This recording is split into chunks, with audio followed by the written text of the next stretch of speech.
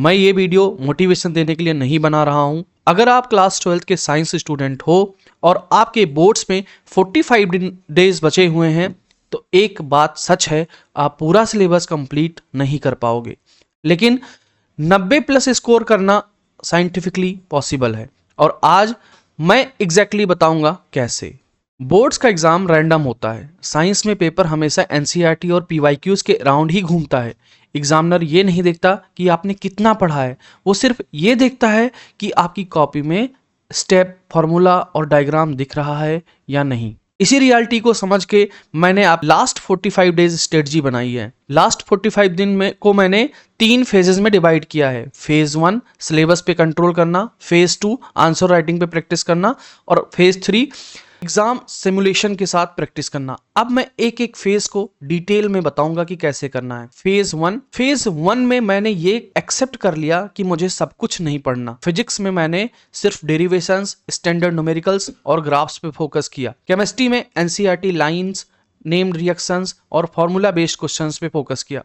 Maths या biology में सिर्फ वही क्वेश्चंस टाइप्स जो पिछले सालों में रिपीट हुए हैं। मेरा रूल सिंपल था, जो एग्जाम में दिखने वाला है वही पढ़ना है। फिर फेज 2 की बात करते हैं।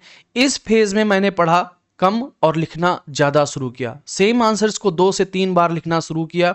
फॉर्मूला बॉक्स बनाया, यूनिट्स क्लियरली लिखी और हर फिजिक्स आंसर में स्टेप्स विजिबल रखे। मुझे यही एक चीज समझ आई, फिजिक्स का आधा गलत आंसर भी मार्क्स ला सकता है अगर प्रोसेस सही लिखा हो। लास्ट फेज में मैंने नया कुछ पढ़ना बंद कर दिया, सिर्फ फुल लेंथ पेपर सॉल्व किए, वो भी टाइम बाउंड करके।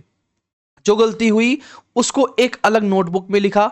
मैंने वीक चैप्टर्स को सिर्फ रिवाइज करता रहा, स्ट्रॉन्ग चैप्टर्स को छेड़ता तक नहीं था, क्योंकि लास्ट 10 डेज में सिलेबस नहीं बदलता, स्टूडेंट्स का कॉन्फिडेंस बदलता है। साइंस स्टूडेंट का सबसे बड़ा प्रॉब्लम होता है एग्जाम हॉल में ब्लैंक हो जाना। इसका सोल्यूशन सिंपल है, पहले इजी क्वेश्चंस अटेम्प्ट करो, फॉर्मूला लिखो, डायग्राम बनाओ। जैसे जैसे कॉपी भरती जाएगी ब्रेन ऑटोमेटिकली स्टेबल हो जाएगा।